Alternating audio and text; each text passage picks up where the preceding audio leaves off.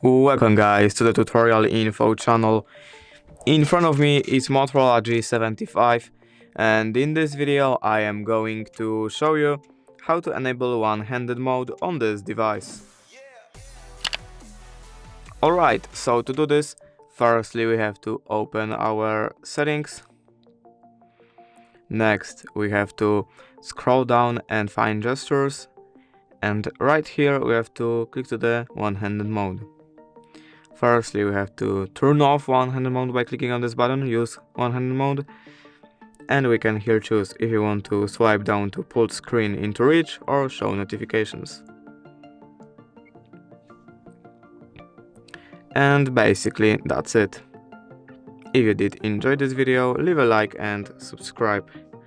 Thank you guys for watching. Bye!